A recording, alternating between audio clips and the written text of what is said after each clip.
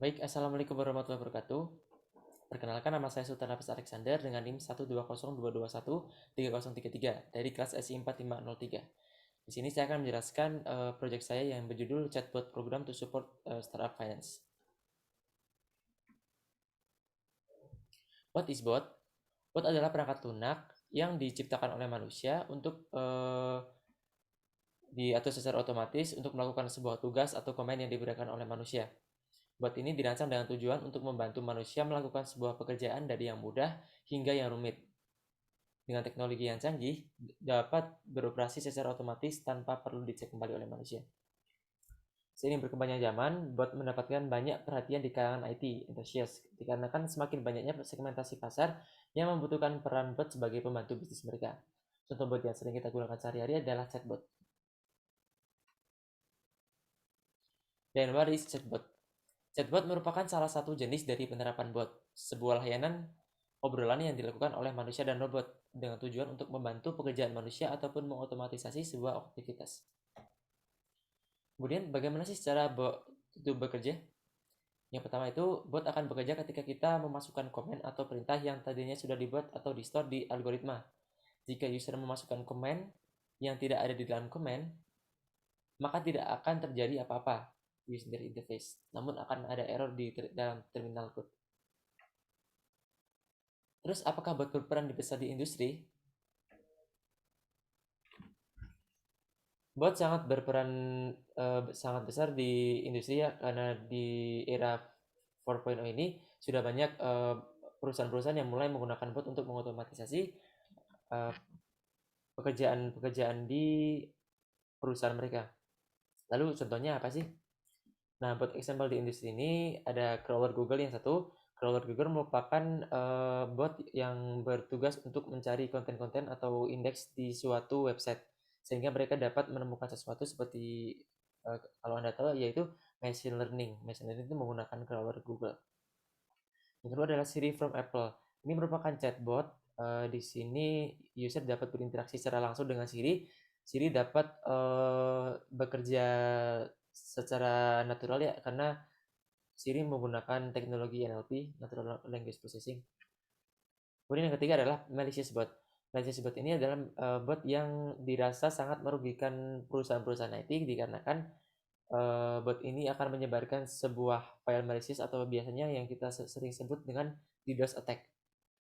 DDoS attack adalah sebuah serangan untuk security di sebuah website ya. Kemudian goals dan benefits-nya. Tujuan dari dibuatnya chatbot ini adalah untuk menyediakan platform bagi founder dan investor dengan maksud untuk menghubungkan peran keduanya di dunia bisnis. Kemudian keuntungannya adalah mempercepat proses kerja yang pertama, terus kedua ada menghemat waktu, ketiga mengurangi jumlah tenaga kerja, keempat layanan tersedia 24/7 atau tiap hari dan tiap jam, dan yang kelima meningkatkan user experience. Baik, langsung saya screen saja untuk botnya.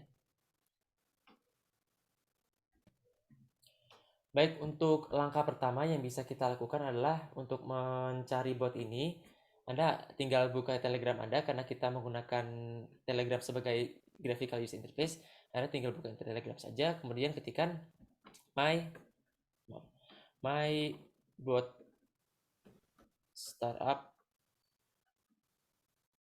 bot. Kemudian akan langsung muncul di sini. Langsung buka saja. Nah, di sini akan langsung ada description dari Easy Collaborate. Easy Collaborate ini adalah bot yang saya bikin ya, yang saya ciptakan. Di sini ada deskripsinya bisa dibaca. Selamat datang di Easy Collaborate. Bot ini akan membantu Anda untuk mencari investor atau mencari sebuah pendanaan bagi bisnis. Bot ini dibuat oleh saya sendiri, Sultan Alexander, kelas SI 4503 dengan NIM 120221303. Nah, di sini kita akan klik start untuk mulai mencari investor dan founder yang berbakat.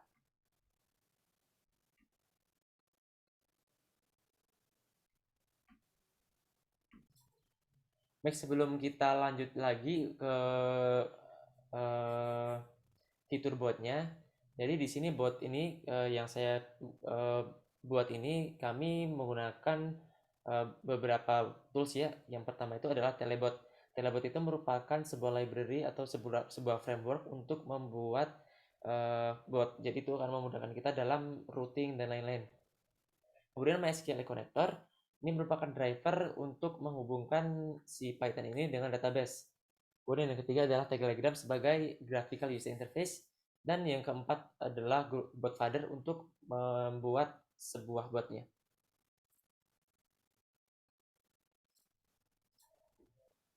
Baik, langsung saja kita lanjut ke dalam fiturnya ya. Sekarang saya sudah masuk ke Telegram. Ini saya akan mengetikkan start terlebih dahulu untuk memulai program bot ini. Nah, kemudian ada pesan yang tuliskan selamat datang di Startup Bot. Di sini Anda bisa mendaftar sebagai investor atau founder. Masukkan atau tekan help untuk mendapatkan informasi terkait cara penggunaan bot. Oke, langsung kita klik saja ini helpnya. Nah, berikut merupakan beberapa komen yang bisa kita gunakan untuk mendapatkan sebuah akses di bot yang saya gunakan, yang saya bikin. Di sini untuk pertama kali kita belum register ya. Kita bisa register dulu dengan format seperti ini. Register password, misalkan select. Saya tinggal memilih nih yang ingin menjadi founder atau investor. Saya menjadi founder dulu aja. Oke. Namanya seperti ini, apakah sudah benar? Baik. Alasan kenapa saya tidak menggunakan username, karena username sudah langsung tertrack oleh database dan username ini akan langsung masuk ke dalam table username. Langsung saja. Oke, username saya adalah YSCTC. Bisa dicek. Sebentar. Baik, YSTC ya, benar ya, sama ya, YSCTC. Oke, sip. Sekarang kita sudah memiliki sebuah akses untuk menambahkan, mengedit, dan beberapa fitur lainnya yang mungkin belum selesai untuk ditambahkan.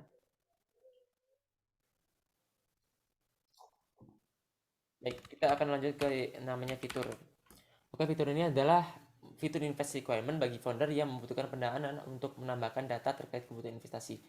Baik, di sini untuk menambahkan data invest requirement Anda bisa menggunakan format add name, username, company, contact, amount, description. Oke, kita coba ya. Misalkan saya ingin membuat sebuah startup, yaitu startup Telebot ya. Oke, namanya adalah Sultan.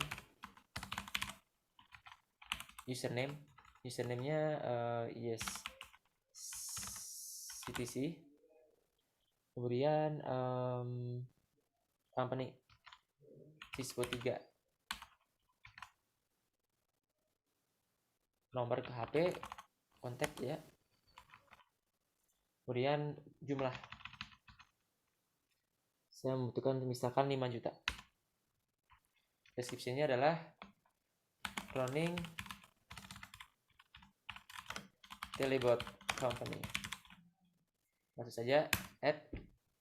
Startup tidak boleh berhenti satu. Oke, jadi sebenarnya sebelumnya saya sudah membuat ini ya, membuat suatu program. Jadi saya akan menghapus dulu dari tabelnya. Baik, langsung kita coba lagi ya untuk fiturnya. Oh, saya belum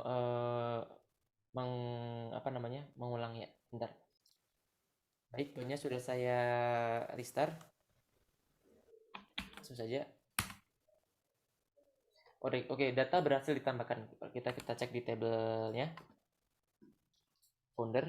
Oke, ini masuk ya, namanya YSTC, username-nya YSTC, komponennya siswa 3 8282 amount. Oke. Jadi ketika ini sudah dimasuk menggunakan fitur add ini langsung masuk ke dalam database MySQL. Kemudian kita ingin mengedit, kita tinggal menggunakan komen format yang sama dengan menggantikan komen di depan, yaitu edit. Oke, kita langsung move on aja untuk misalkan kita diposisikan sebagai investor. Saya akan rubah dulu role saya menjadi investor.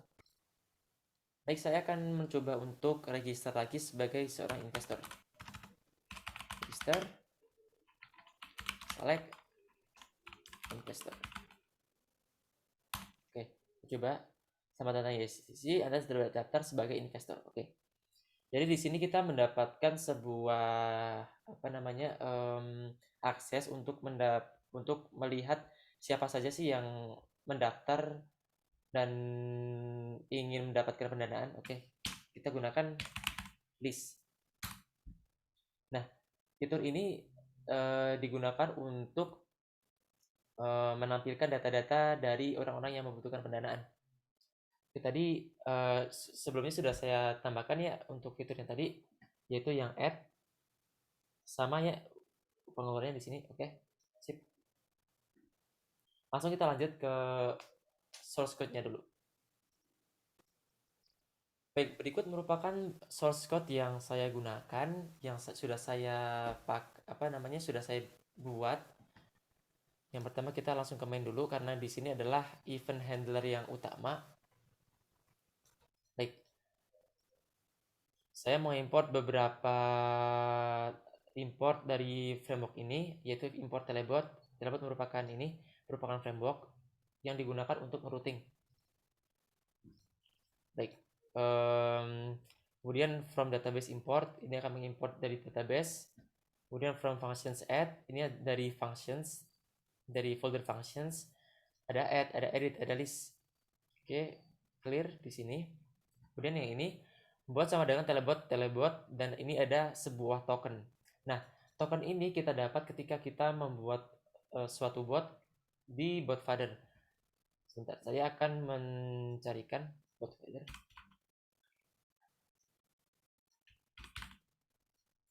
Baik. Nah, ini. Jadi pertama kali saya membuat bot itu saya menggunakan botfather. Dan di sini kita dapat mendapatkan API atau token yang digunakan agar kita dapat mengakses API dari Telegram. Di sini merupakan API yang saya gunakan. Langsung saya store di sini. Baik, untuk ini adalah handlernya. Ketika ada user message-nya itu adalah komennya adalah start. Ini bot akan send message yaitu seperti ini. Selamat datang di startup bot. Kemudian ada help comment, sama komennya adalah help. Kemudian ada bot message handle, ada register, add, edit, dan list. Di sini argumennya misalkan seperti ini, argumen sama dengan message.textsplit. Ini kan bisa ya, Microsoft execute. Ini akan men-select database-nya. Kemudian ketika ini sudah menjadi sebuah user di sini, maka ketika match role-nya adalah case 1, yaitu case-nya sama dengan add. Ini kan role 1 merupakan role dari founder. Kemudian yang case 2 merupakan role dari sebuah investor. Kemudian misalkan ada fitur add, edit. Nah, add ini mengambil dari importan ini. Import dari functions yang berada di sini. Yang berada di folder functions. Di sini ada add, edit, list. Add, edit, list. Nah, mereka mengimport dari sini. Kemudian jika kita memiliki role sebagai seorang investor, maka kita dapat mengakses list. Kemudian list ini akan mengakses bot message-nya itu di functions, itu di sini di list. Saya bisa kan?